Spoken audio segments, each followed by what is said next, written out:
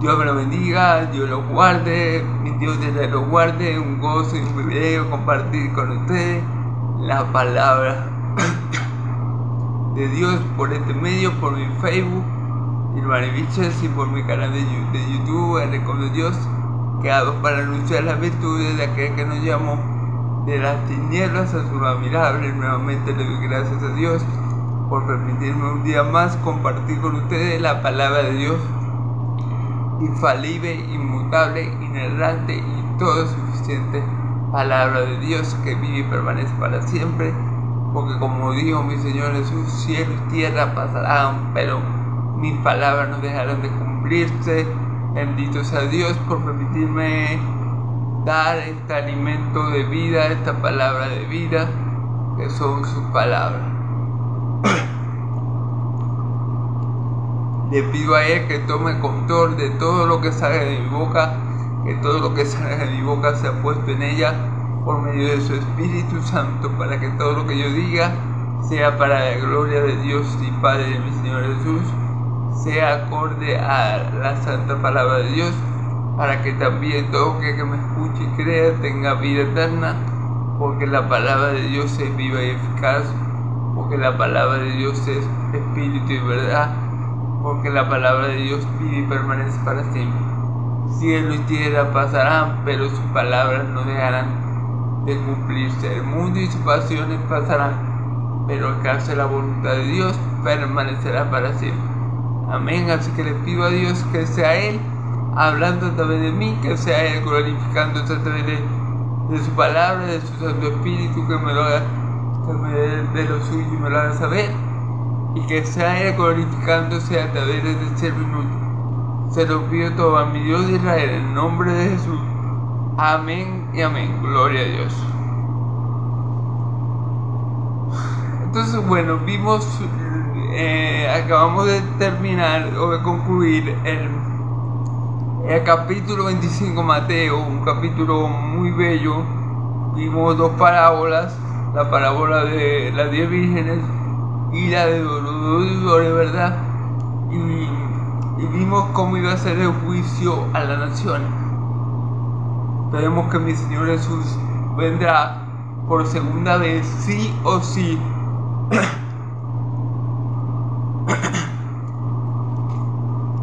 Recordemos, en las dos parábolas que vimos en el capítulo 25, en ninguna de las dos el Señor no vino.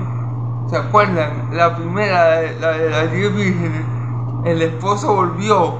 Claro, las vírgenes cabecearon y durmieron porque llegó a medianoche, pero el esposo volvió. Y en la parábola de los talentos vemos que el Señor volvió. Gloria a Dios.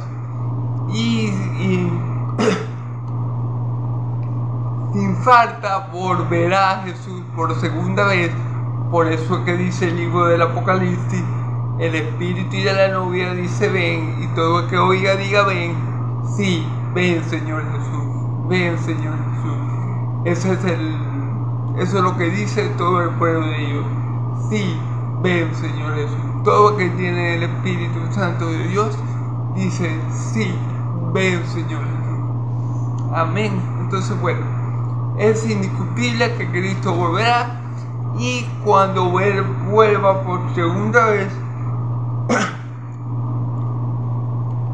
como dice el pasaje que vimos ayer del juicio a las naciones, volverá con la gloria de su Padre, es decir, con la gloria que el Padre le ha dado, porque recordemos, después de la gran humillación que Cristo pasó, soportó aquí en la tierra para hacer la voluntad del Padre, dice la Escritura que Él se humilló al sumo, tomando forma de siervo como hombre, siendo obediente hasta la muerte, y después dice, y muerte de cruz, por lo cual Dios, su Dios, lo exaltó hasta lo sumo y le dio nombre que es sobre todo nombre. Obviamente la segunda venida de mi Señor Jesús, Él no va a venir como un cordero, no, Él ya vino como cordero a dar su vida en rescate por su pueblo. Gloria a Dios, alabado sea Dios por eso. Pero en la segunda En su segunda venida va a venir como el león de la tribu de Judá, como el león, que indica esta comparación, que va a venir con todo poder y autoridad dados por el Padre, ¿ok? Y va a venir como el gran juez de todas las naciones. ¿Por qué? Porque como dice Juan 5, el Padre a nadie juzga, sino que toda la autoridad se la dio, se la concedió, se la transfirió, por decirlo así, al Hijo. Entonces mi Señor, cuando venga por segunda vez con la gloria del Padre y sus santos ángeles, Él se va a sentar en su trono y ante Él va a compadecer todas las naciones. Van a tener que rendir cuentas por Él, ante Él.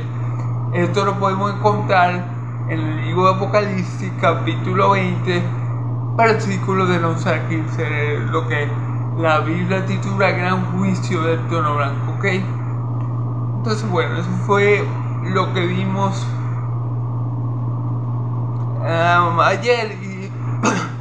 ayer resumiendo un poco lo que hemos estado viendo, ¿verdad? También vimos que cuando Él se sienta a jugar, va a llamar a los de la derecha y va a decir: venid, bendito de mi Padre, al reino que el Padre ha preparado para vosotros desde antes de la fundación del mundo. Porque tuve hambre y me diste de beber, porque tuve sed y me diste de comer, porque estuve desnudo y me vestiste, porque estuve preso y enfermo y me fuiste a visitar. Señor, pero ¿cuándo te vimos? ¿Cuándo estuviste así? Hicimos todo eso por ti. Ahora pasando un poco de texto. De cierto digo, que cuando lo había hecho por uno de estos más pequeños que yo, por uno de estos hermanos míos más pequeños, por mí lo había hecho. Y ahí dijimos que Jesús nos está enseñando que la salvación es por obra, sino que todo el que ama a Jesús tiene que por sí amar a su iglesia.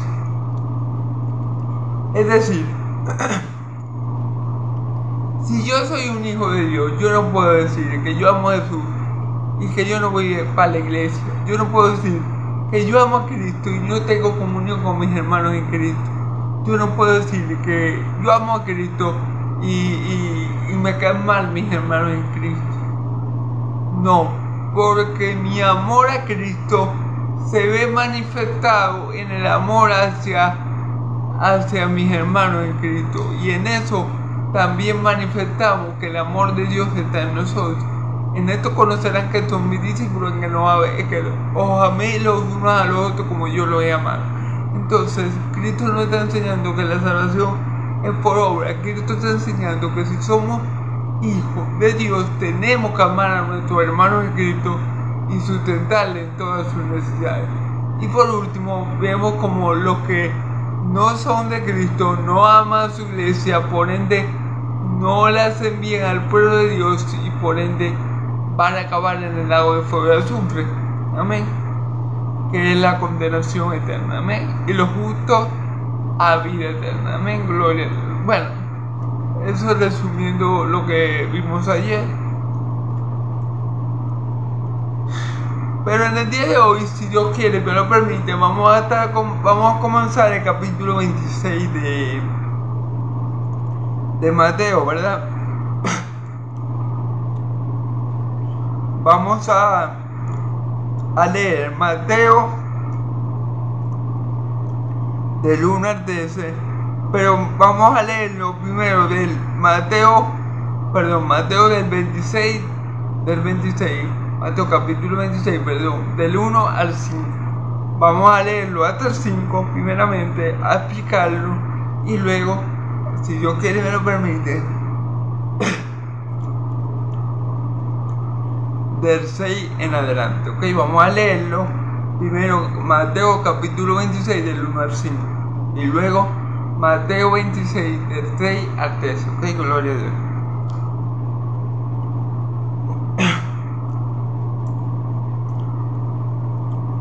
Leemos en el nombre del Padre, del Hijo y del Espíritu Santo. Cuando hubo acabado Jesús todas estas palabras, dijo a sus discípulos: sabéis que dentro de 2 días se celebra la Pascua, y el Hijo del Hombre será entregado para ser crucificado. Amén, gloria a Dios. Entonces los principales sacerdotes, los escribas y los ancianos del pueblo se reunieron en el patio de su sacerdote llamado Caifás, y tuvieron consejo para prender con engaño a Jesús y matarle, pero decían: no durante la fiesta, para que no se haga alboroto en el pueblo. Amén. Vamos a comenzar como siempre, hermanos y amigos, si el Señor quiere y me lo permite, y así lo quiere. Amén. Que me ayude a interpretar toda esta palabra conforme a su voluntad. Vamos a empezar versículo por versículo del Mateo 26 del 1 al 5. ¿Okay? Cuando hubo acabado Jesús todas estas palabras, dijo a sus discípulos. ¿Okay? Cuando mi Señor Jesús le terminó de explicar todas esas palabras, es decir, cuándo iban a acontecer esas cosas, las señales del fin del mundo, la venida de Él, cómo iban a tener que comportarse ellos mientras Él estuviera lejos, cómo iba a ser el juicio de las naciones. Al terminar de decir todo ese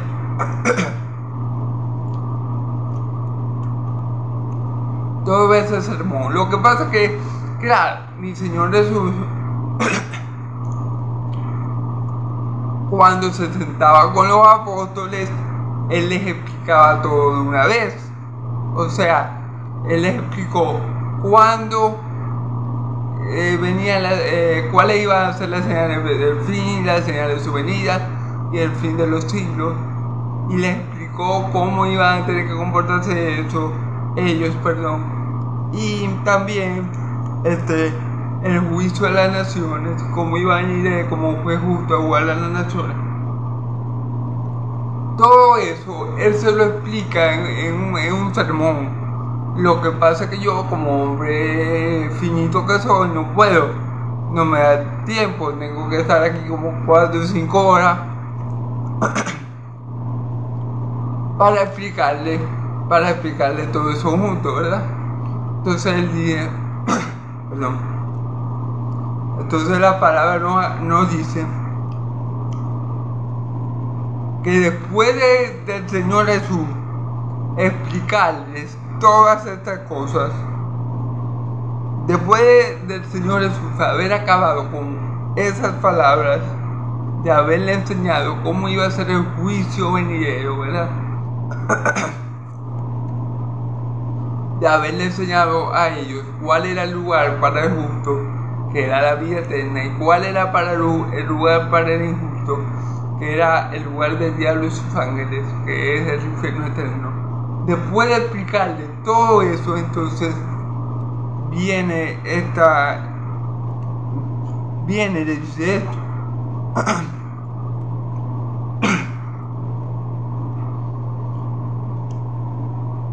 Sabéis que dentro de 2 días se celebra la Pascua, y el Hijo del Hombre será sabéis que dentro de 2 días se celebra la Pascua, y el Hijo del Hombre será crucificado. ¿Ok? Entonces, después de Él enseñarle todo lo que le enseñó acerca del juicio a las naciones y de enseñarle todas estas cosas, Él le dice a ellos que en 2 días se celebra la Pascua, y para esas fechas iba a ser entregado el Hijo del Hombre para ser crucificado. Él está hablando ahí nuevamente a sus discípulos de que le es necesario morir en la cruz, crucificado. Es necesario pasar por la muerte, pero no por cualquier muerte, sino por la muerte en la cruz. A ver, ¿por qué creen ustedes que mi Señor Jesús tuvo que morir en una cruz.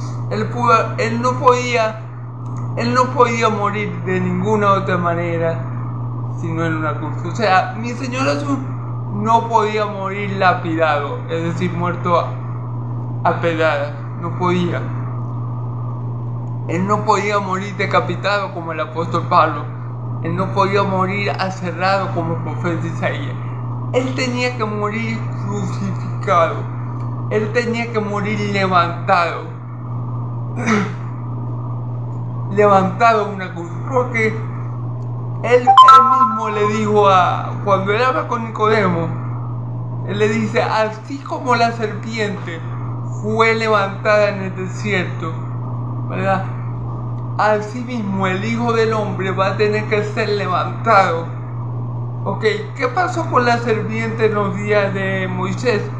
Si no conoce la historia, ¿verdad? Dios mismo mandó a Moisés a levantar una serpiente para que todo aquel que viera la serpiente, ¿verdad?, de bronce, quedara salvo o se salvara de la picadura de la serpiente. Porque Dios había mandado serpientes para que los mataran, porque ya lo había tentado muchas veces y Dios se ha ido con ellos. Pero Moisés intercedió por el pueblo y Dios mandó hacer una serpiente de bronce, y todo aquel que mirara la serpiente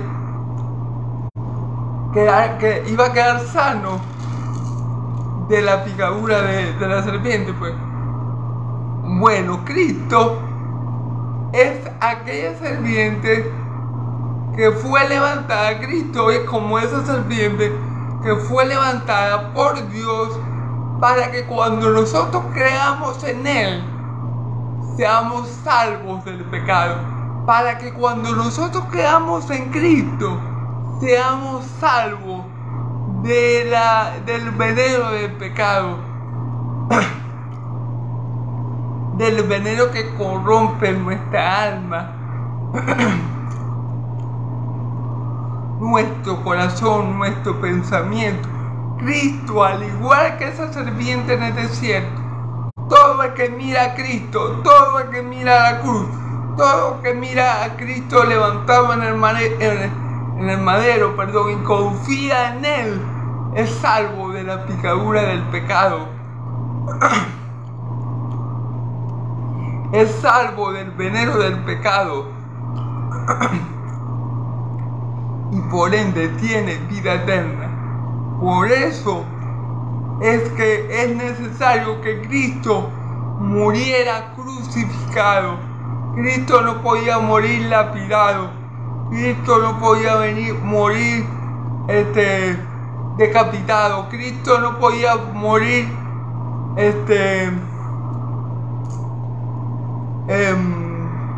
que lo tiraran por un barranco. Cristo tenía que morir en la cruz para que cuando nosotros creyéramos en Él, Él cargara con nuestros pecados, para que cuando nosotros creyéramos en Él, la justicia de Él, por la fe en Él, fuera puesta a nuestra cuenta. Porque dice la Escritura, al que no conoció pecado, por nosotros fue hecho pecado, para que nosotros fuésemos justicia de Dios en Él. Entonces ese es el motivo por el cual mi Señor Jesús no podía morir de otra forma. Él iba a morir sí o sí crucificado, porque así lo había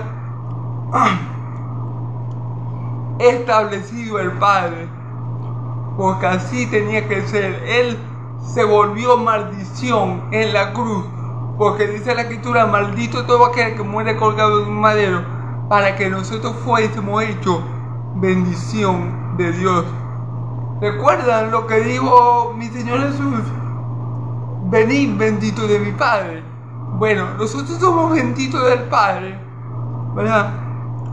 Porque Cristo se hizo maldición en la cruz. Nosotros somos benditos del Padre porque Cristo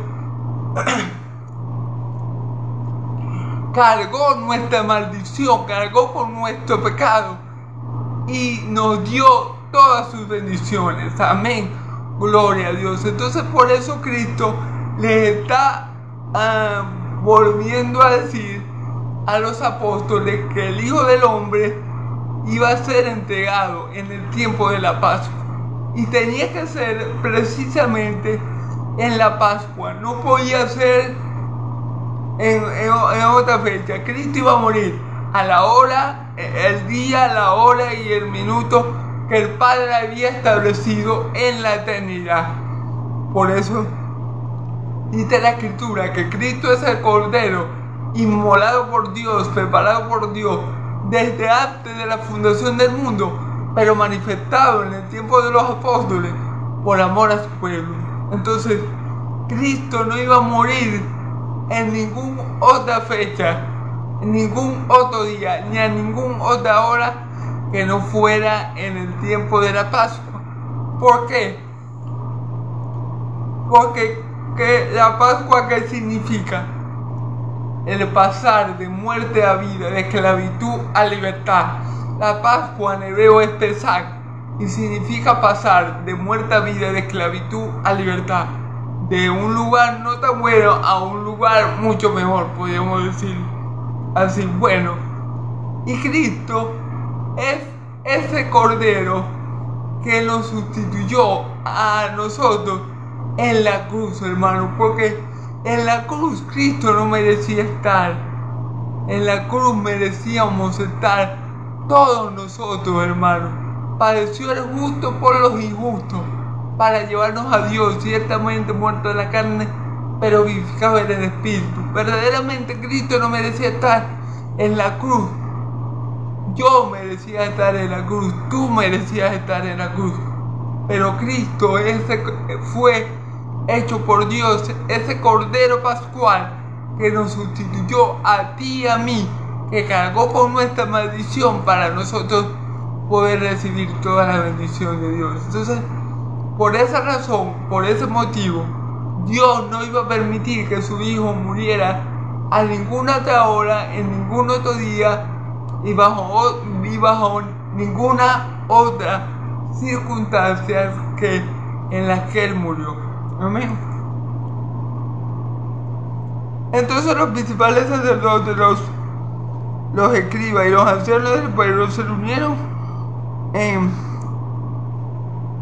el patio del sumo sacerdote llamado Caifás y tuvieron consejo para prenderle con engaño a Jesús y matarle. Como siempre, hermanos y amigos, los hijos del diablo estaban conspirando.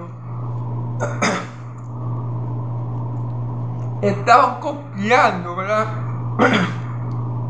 Para tenderle una trampa a mi Señor Jesús y matarlo. Pero lo que ellos no saben es que detrás de sus conspiraciones maquiavélicas, o mejor dicho, que a pesar de sus conspiraciones maquiavélicas contra mi Señor Jesús, contra nuestro Señor y Salvador, lo que se va a cumplir no es la voluntad del hombre. Lo que se cumplió en la cruz no fue la voluntad de Pilato, no fue la voluntad de Caifás, no fue la voluntad del concilio de los ancianos de Israel, fue la voluntad de Dios. Dios había planeado usar la maldad del pueblo de Israel, de los ancianos, de los fariseos, y la maldad de un pueblo gentil llamado Roma, para cumplir sus planes eternos.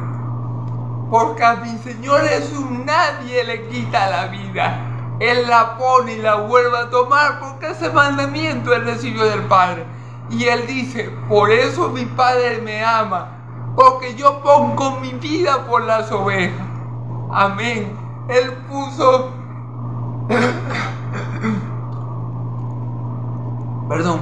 Él puso su vida por ti y por mí.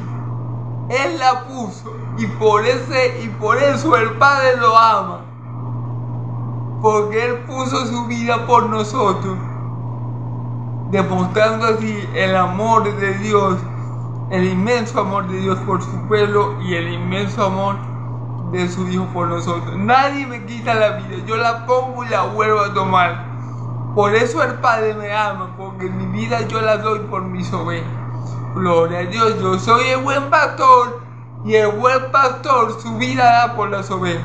No hay amor más grande que este, que aquel que da la vida por su amigo. Porque fuera muy fácil decir de la boca para afuera yo los amo. Pero mi Señor Jesús, como yo le digo, nunca dice algo y después no lo pone en práctica. Se vio claramente el amor de Dios por los suyos cuando Cristo dio su vida por ellos. Se vio el amor del Hijo de Dios por las ovejas del Padre cuando dio su vida por ellas. Entonces, lo que está pasando aquí, este complot maquiavélico que ustedes ven aquí, no escapa de la omnisciencia de Dios. Dios planeó usar la maldad de estos hombres, estos hijos del diablo que creían ser hijos de Dios, es decir, los fariseos y los ancianos, ¿verdad? Para los ancianos de Israel, para llevar a cabo su plan eterno para salvar a su pueblo de sus pecados, porque recordemos, le pondremos por nombre Jesús, porque Él salvará a su pueblo de sus pecados. ¿Podía Jesús fallar la misión que el Padre le dio? ¿Podía Jesús dejar de hacer la voluntad que el Padre le dio?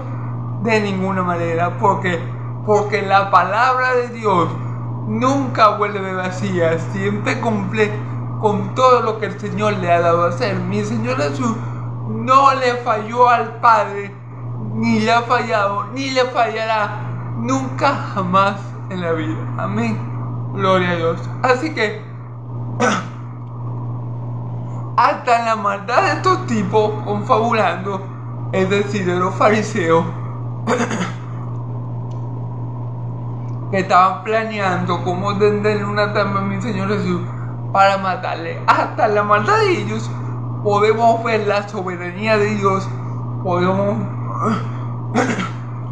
podemos ver la sabiduría de Dios, podemos ver cómo Dios controla y gobierna todas las cosas, hermano. La maldad de ellos solo fue algo que Dios ya tenía previsto y fue algo que Dios usó para cumplir su plan eterno y llevar a muchos a la gloria por la fe que es en su Hijo amado Jesucristo, a cual sea la gloria. Amén y amén. Entonces, bueno, vimos cómo mi Señor Jesús les dice eso nuevamente a los apóstoles. Ya faltan 2 días para la Pascua, el Hijo del Hombre tiene que ser entregado, era necesario. No podía ser de otra forma, porque hermanos, porque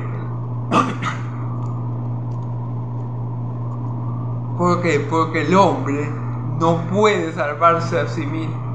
Para el hombre esto es imposible. El hombre con su capacidad, con su fuerza, con su sabiduría, con su justicia, con lo que hay en él, ¿verdad? El hombre es incapaz de llegar a la salvación. Por eso Dios dio lo mejor. Dios mandó al mejor, a su amado y unigénito Hijo, para que consumara en la cruz su plan de salvación que Él tenía desde antes de la fundación del mundo. Y por eso le damos gloria a Dios por su unigénito Hijo, por nuestro Señor y Salvador, que murió en una cruz, que murió por los injustos, pero que también resucitó con poder al tercer día y subió a los cielos para llenarlo todo. Alabado sea Dios. Amén. Entonces, bueno, es bellísimo como vemos el plan de salvación de Dios. Una mente humana,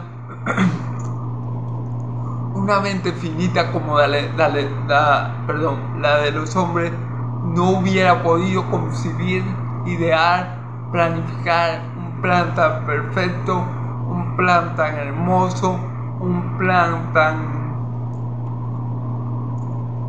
extraordinario sino solo la mente de Dios. Este plan para salvación que es en Cristo Jesús solamente lo pudo haber concebido la mente de Dios, porque en ningún otro hay salvación. Solo Yahvé es nuestro Salvador. Yahvé es mi luz y mi salvación. Solo Yahvé redime el alma de sus siervos. Amén. Amén. Entonces, gloria a Dios. Entonces, bueno, vamos a leer ahora versículo 6 en adelante. Y estando Jesús en Betania, en casa de Simón el leproso, vino a él una mujer con un vaso de alabastro de perfume de gran peso, y lo derramó sobre la cabeza de él, estando sentado a la mesa. Al ver esto, los discípulos se enojaron, diciendo: ¿para qué este desperdicio? Porque esto podía haberse vendido a gran precio y haberse dado a los pobres. Y entendiendo Jesús le dijo: ¿por qué molestáis a esta mujer? Pues ha hecho conmigo una buena obra, porque siempre atendéis con vosotros a los pobres,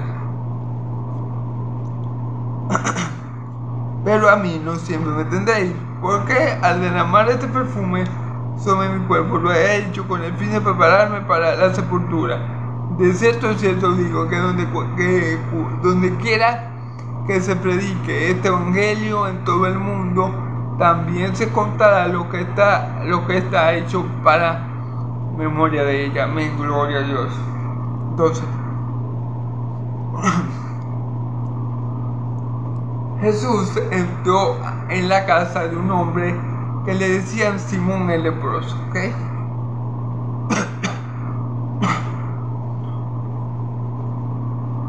En esta casa llega una mujer que trae un perfume de costosísimo valor, de alto valor, perfume muy caro, y lo derrama en mi Señor.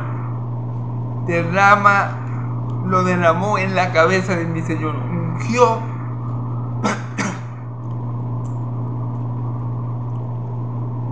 a mi Señor Jesús. Estando él a la mesa, esta mujer entra a la casa de Simón, tiene perfume, ¿verdad? Se lo echa en la cabeza, se lo echa completo en la cabeza.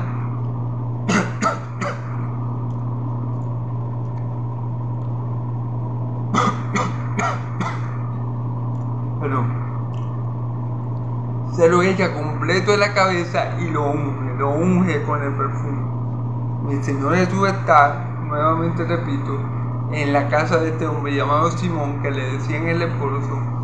Él está sentado a la mesa, entra esta mujer y sin pensarlo dos veces le echa ese perfume de alto valor y de alto precio y muy caro, de alabastro, a mi Señor Jesús en su cabeza y lo unge. Bueno,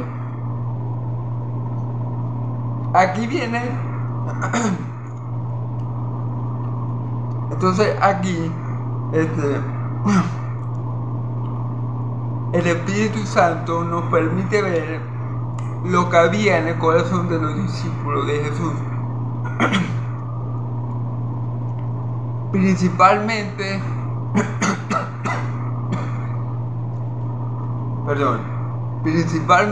en Judas Iscariote, aquel que lo había de traicionar. Porque aunque aquí no lo diga, en el Evangelio de Juan también tenemos este pasaje, y la Biblia nos aclara que es Judas el que se molesta, porque resulta que aquí dice: al ver esto, los discípulos se enojaron, diciendo: ¿por qué este desperdicio? Pero no eran los discípulos. El que salió,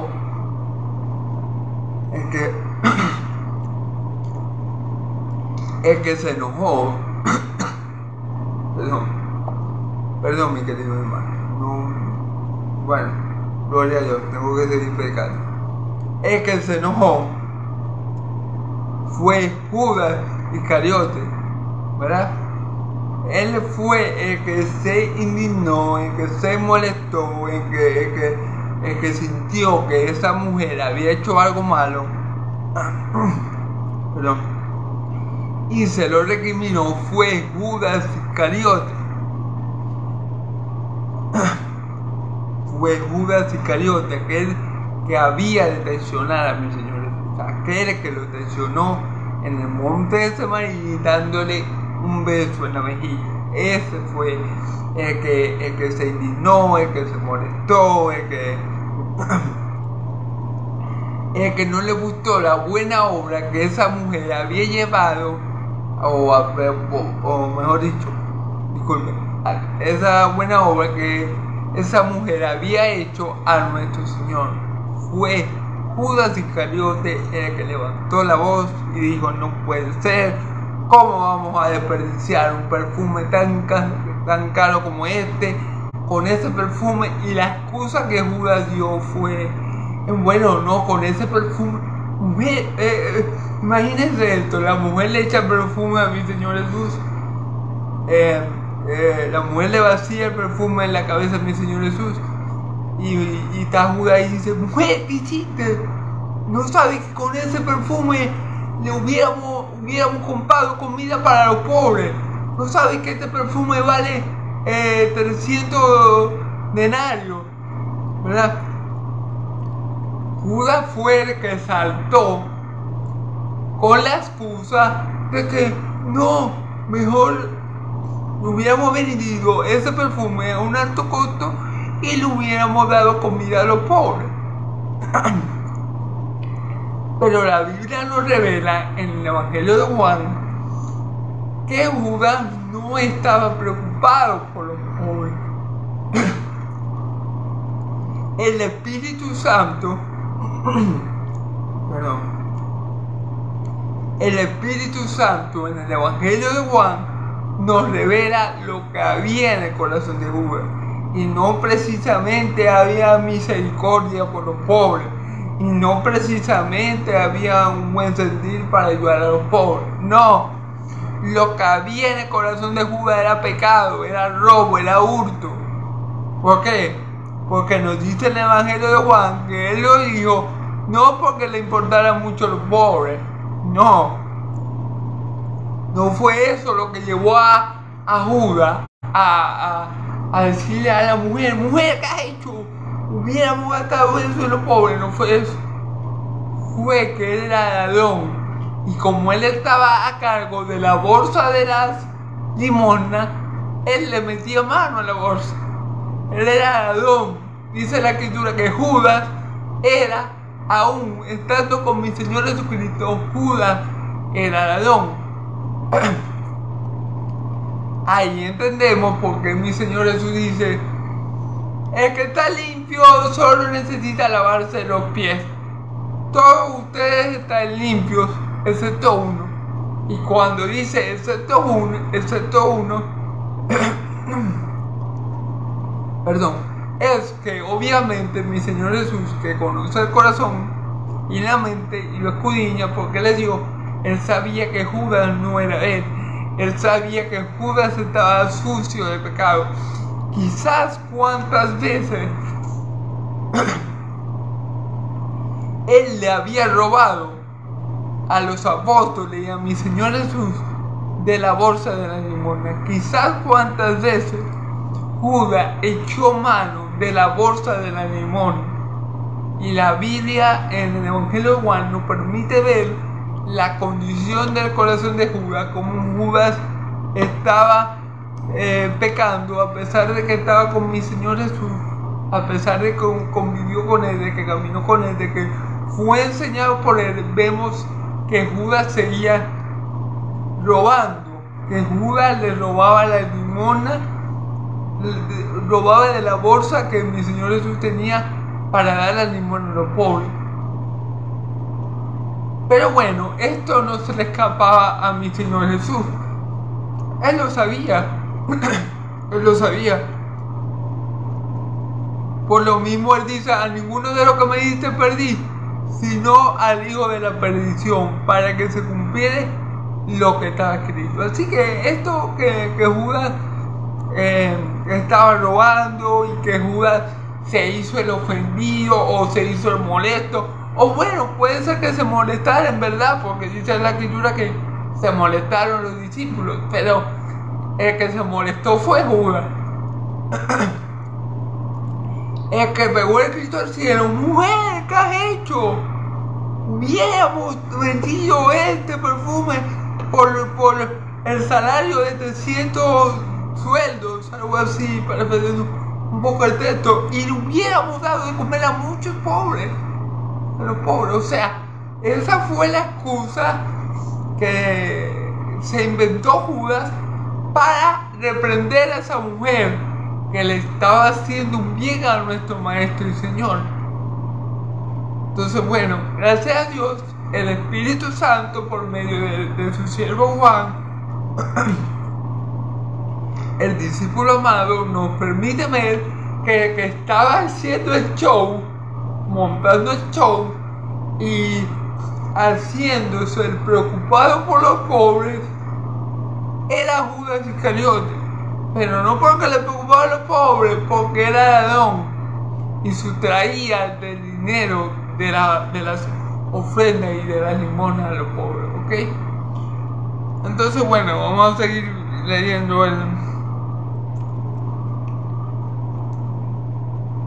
Fíjate lo que dijeron. Al ver esto, los discípulos se enojaron. Judas se enojó.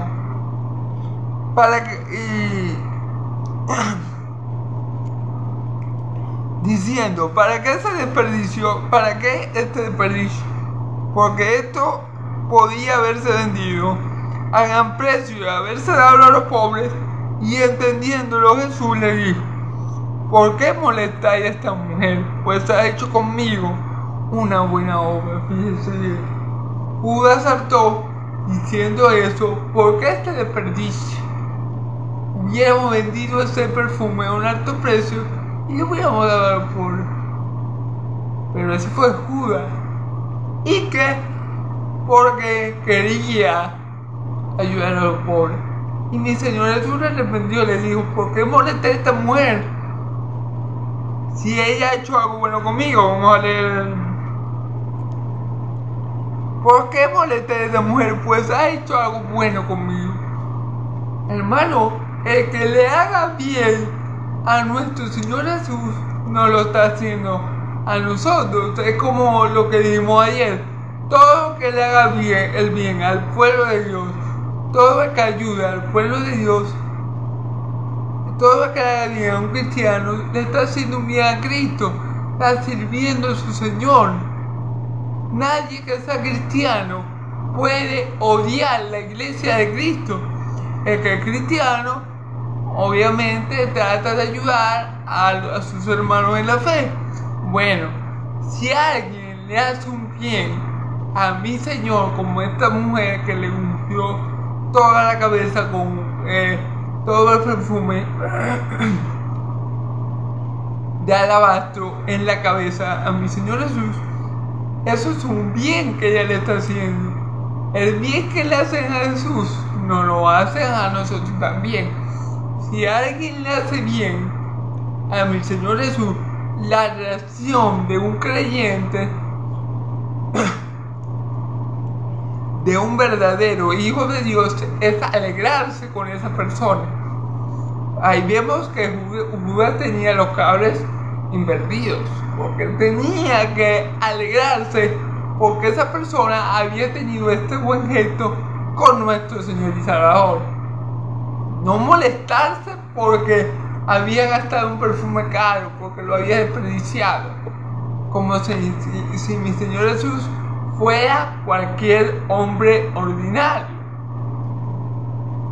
Pero ahí vemos el corazón malo de Judas. Pero ahí vemos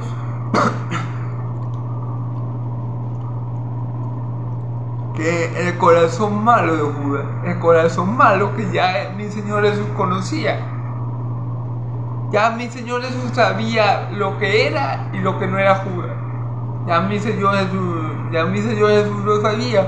Por eso Él lo llama hijo de la perdición. a ninguno de los que me diste pedir, solamente al hijo de la perdición, para que se cumpliera lo que estaba escrito. Miren, hermano, mi Señor Jesús a sus hijos, a los hijos de Dios, los llama ovejas, los llama elegidos, los llama pueblo de Dios. Pero nunca mi Señor Jesús se expresó de uno de sus hijos, de uno de las ovejas del Padre, como hijo de la perdición, solamente con Judas Iscariote, porque no era de Dios. Él nunca fue una oveja de Dios, él fue un cabrito disfrazado de oveja, él fue un perro disfrazado de oveja, él fue un cerdo disfrazado de oveja, pero nunca Judas Iscariote fue hijo de Dios. Porque si no, mi Señor Jesús jamás le dice a ninguno de sus hijos, hijo de perdición, nunca. Pero vemos por qué lo hace. Porque Judas, según el Evangelio de Juan, no había nada bueno en su corazón, porque lo que quería era que vendieran el perfume para embolsillarse los pobres. Eso era lo que quería, robar de la ofrenda, hermano. Entonces allí vemos el corazón de Judas. Y como les digo, esto no escapa a la omnisciencia de mi Señor Jesús. Él sabía quién estaba con él. Él sabía desde un principio quién era él, quién eran de él y quién era el diablo. Él lo sabía. ¿Ok? Y fíjense lo que dice mi Señor Jesús: porque siempre tendréis pobres con vosotros, pero a mí no siempre me tendréis. Ahora,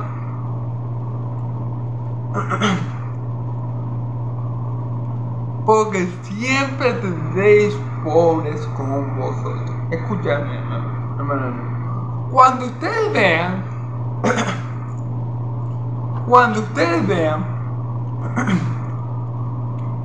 que alguien le dice a ustedes que un candidato a gobierno le dice a ustedes, no, que yo voy a acabar con la pobreza del país, por ejemplo, que yo voy a acabar con la pobreza de Venezuela. Eso es mentira del diablo. Miren, hermano, miren, ningún país, siempre en los países van a haber gente pobre. Mi Señor Jesús lo está diciendo: a los pobres siempre los van a tener entre ustedes.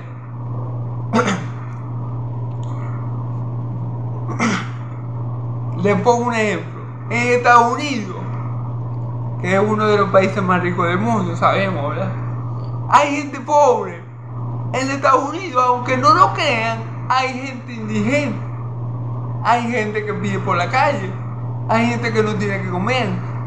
Hermano, ningún gobierno puede erradicar con la pobreza, porque mi Señor Jesús, el Hijo de Dios, la verdad encarnada, Él dijo: a los pobres siempre lo van a tener entre ustedes. Así que cuando ustedes escuchen a un gobernante, a alguien que se está postulando a presidencia, decir: yo voy a acabar con la pobreza, sépase que ese hombre es un mentiroso. O al menos que diga: yo voy a acabar con parte de la pobreza, porque los pobres siempre lo van a tener. La pobreza en un país se podrá reducir, pero jamás en ningún país del mundo va a haber cero pobreza. Porque si llega a haber, entonces significa que la palabra de Dios se equivocó, o que mi Señor Jesús se equivocó, pues. Él dice: los pobres siempre van a estar entre ustedes. A los pobres ustedes siempre le van a poder hacer bien. Siempre van a tener pobres entre ustedes.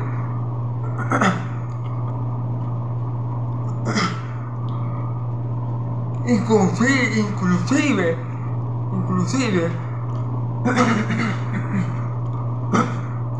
No. Incluso, hermanos, recuerda que en los versículos de ayer que Jesús dijo, porque tuve hambre y me diste de comer, porque tuve sed y me diste de beber, porque tuve enfermo y me fuiste a visitar, porque tú me desnudo y me vestiste. ¿Recuerdas eso? Bueno, muchos de esos pobres que siempre van a estar presentes en el mundo, van a ser hijos de Dios. Mucha de esa gente pobre, a los que los apóstoles siempre iban a tener entre ellos para ayudarles, iban a ser hijos de Dios, hermanos. Por eso que el evangelio de la prosperidad, hermano, es una mentira del diablo. Sí, así como lo oyen. Eso de que un hijo de Dios no puede ser pobre, eso de que un hijo de Dios tiene que estar siempre bendecido, prosperado en victoria, eso de que un hijo de Dios no puede enfermarse porque está en pecado y bla bla bla bla bla bla. Eso son puras mentiras del diablo, hermano. Pura mentira del diablo. Una buena parte de esos pobres que mi Señor Jesús dice que siempre van a estar entre los apóstoles, que siempre le van a poder ayudar, ¿verdad? Son precisamente pueblos de Dios, son precisamente siervos de Dios, son precisamente hombres de Dios. La palabra dice que entre el pueblo de Dios no hay muchos ricos de cuna, ni muchos nobles, ni muchos grandes, ni muchos sabios. O sea, no es que no hay pueblo de Dios en buena posición, sí las hay, pero sí los hay, perdón. Pero eso es conforme al propósito que Dios tenga para cada quien. Por ejemplo, bueno, José fue el segundo al mando de Egipto, ¿verdad? Igual Daniel de Babilonia. Pero eso es porque Dios tenía un propósito en ellos y Él lo necesitaba a ellos en esos lugares. Pero la mayoría del pueblo de Dios, déjame decirle, la mayoría del pueblo de Dios, hermano, va a ser gente pobre, gente humilde, no va a ser gente precisamente muy popular ni muy querida por muchos. Esa va a ser la mayoría del pueblo de Dios, y esa es la mayoría del pueblo de Dios. Así que mi Señor Jesús está desmintiendo con esta palabra lo que dicen los gobernantes cada vez que se van a lanzar a la presidencia: voy a acabar con la pobreza. Mentira del diablo, la pobreza no se va a acabar mientras estemos en este sistema de cosas. La pobreza va a continuar, la pobreza no la vamos a tener en la gloria, es cuando estemos con el Padre, cuando estemos en el tercer cielo con nuestro Padre Celestial y con su Cordero. Allí ya no vamos a ser pobres, ya la pobreza se va a ver erradicada. Amén, gloria a Dios. Pero mientras estemos bajo el sol, en la tierra de los vivientes, siempre va a haber gente pobre. No significa, hermano, que cuando veamos un hermano que económicamente hablando esté en mala situación, sea pobre, no significa que ese hermano no tenga la bendición de Dios, no significa que ese hermano no sea respaldado por Dios. Más bien, sino que sin gente pobre o cero pobreza. Y también confronta la mentira del evangelio de la prosperidad. No todos en el reino de Dios somos llamados a ser ricos económicamente, y como les digo, la mayoría, perdón, hermano, usted me cayó un poco el internet. Yo diría que la gran mayoría de los hijos de Dios, sin temor a equivocarme, va a ser pobre en esta vida, porque nuestras riquezas son espirituales en Cristo Jesús. Amén. Entonces, bueno, gloria a Dios por la gente pobre, gloria a Dios por nuestros hermanos pobres, porque en ellos tenemos una gran bendición al ayudarle, como lo vimos en el video pasado. Amén. Entonces ya dejamos claro que eso de que no va de que algún gobierno va a poder acabar con la pobreza de algún país es totalmente falso y mentira. Amén.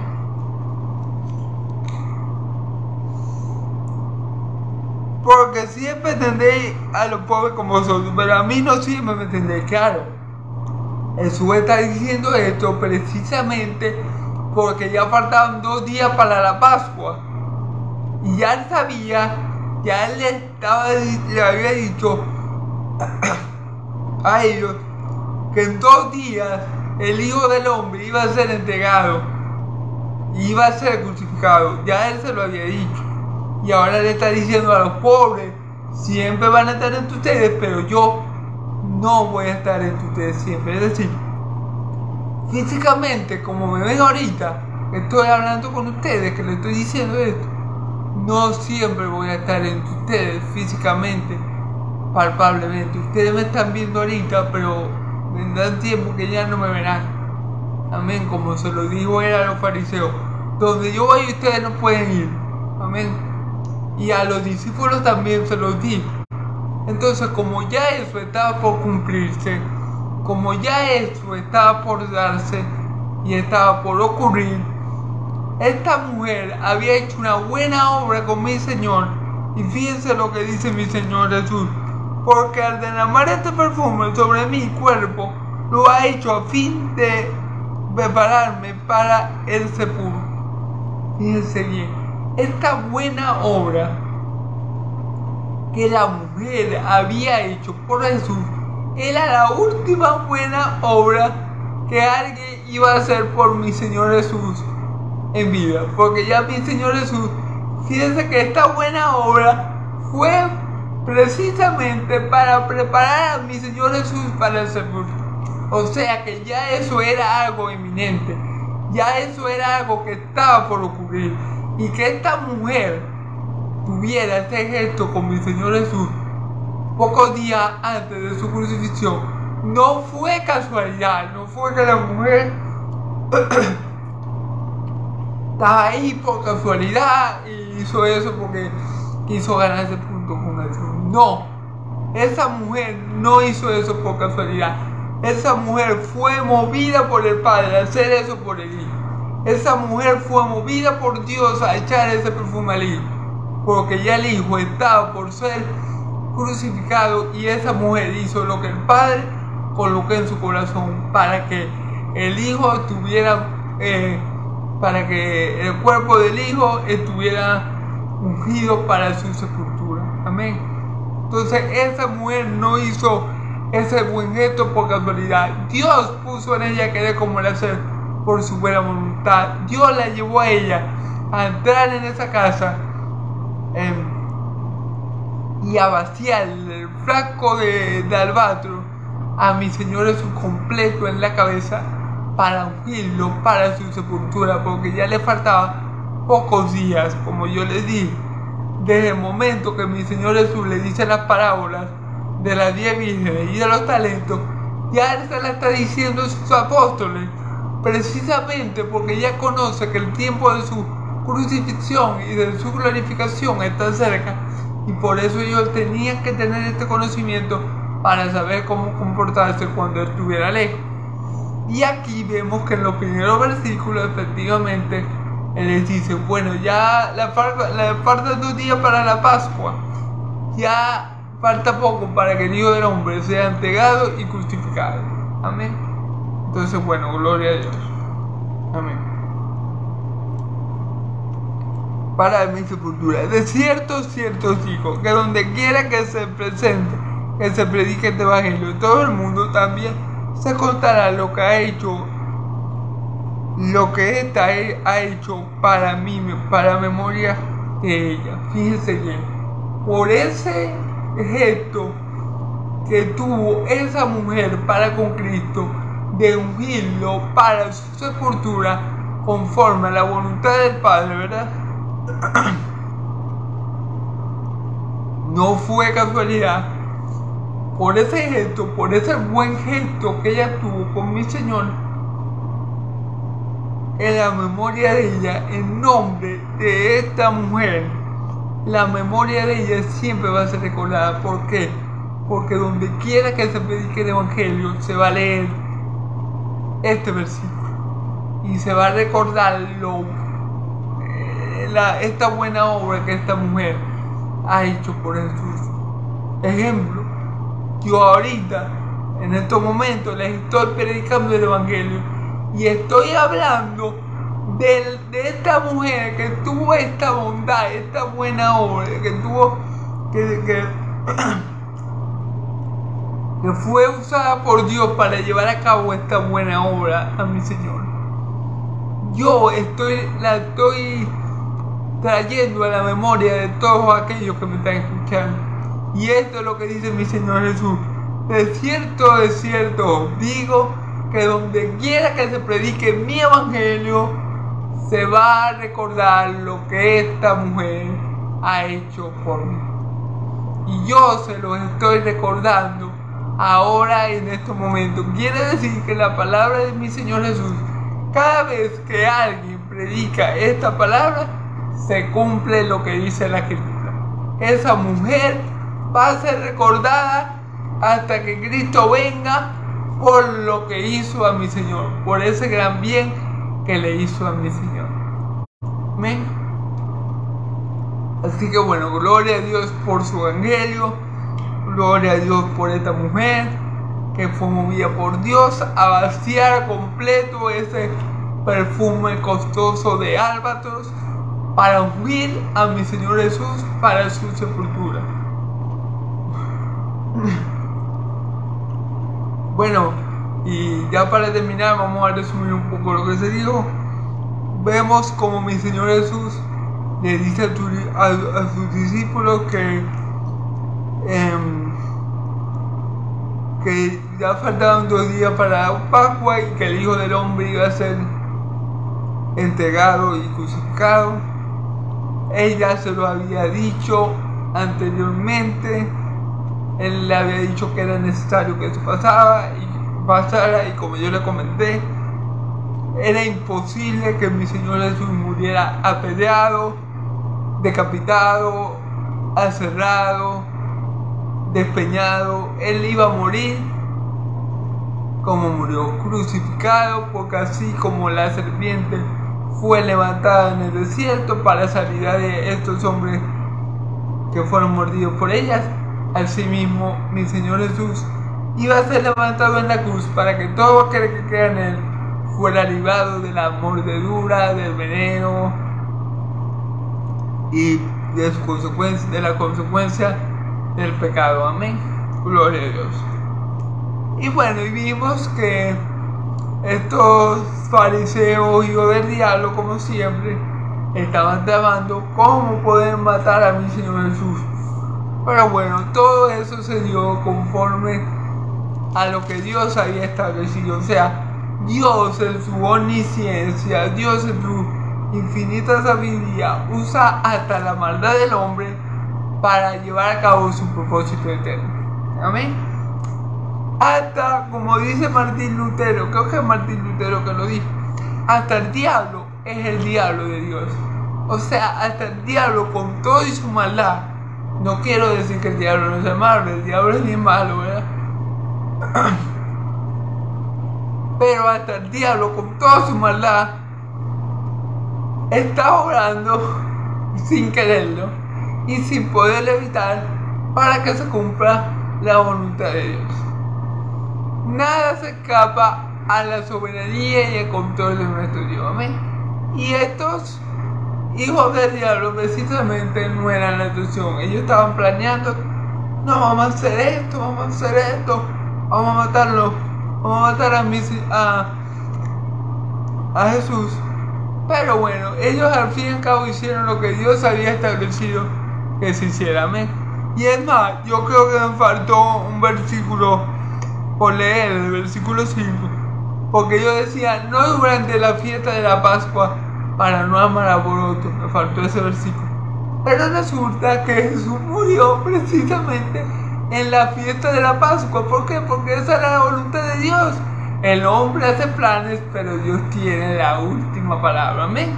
Así que, pese a todos los planes maquiavélicos que ellos pudieron hacer para matar a mi Señor Jesús antes de la Pascua, la voluntad de Dios es la que se lleva a cabo. La voluntad de Dios es Los propósitos de Dios son indetenibles, hermano. Amén. Bueno, y vimos lo de la mujer que ungió a mi Señor Jesús. Vimos como, bueno, ella le hizo un gran bien y Judas Iscariote, indignado y fue enfurecido por el dinero que hubiera podido venderse para tener mucho dinero para ayudar a los pobres, pero mi Señor Jesús le dice: ella ha hecho un bien conmigo, los pobres siempre lo van a tener entre ustedes, pero yo no siempre voy a estar con ustedes. Y bueno, vimos ahí un poco el Espíritu Santo por medio de Juan nos revela cómo estaba el corazón de Judas, en qué estado se encontraba Judas, y que Judas verdaderamente era hijo de la perdición, como mi Señor Jesús lo había dicho, como mi Señor Jesús así bien lo dijo. ¿Ven? Entonces, bueno, hermano, esto ha sido todo por hoy. Y bueno, tenemos que decir que se cumple la palabra escrita, y donde quiera que se predique este evangelio se va a saber lo que esta mujer hizo por mi Señor Jesús. Como en el día de hoy se cumple esa palabra, porque yo le estoy explicando, dando a conocer lo que ella hizo por mi Señor Jesús. Pero no solamente yo, sino en donde quiera que se lea este evangelio y se enseñe, se va a recordar lo que hizo esta mujer por mi Señor. Amén. Gloria a Dios. Entonces, bueno, Dios lo bendiga y lo guarde. Dios haga resplandecer su rostro sobre ustedes. Yahvé alce su rostro sobre ustedes y le dé paz. Que la paz de nuestro Dios, del Dios de Israel, y la gracia de mi Señor Jesús sea con todo su pueblo santo. Amén y amén. Gloria a Dios.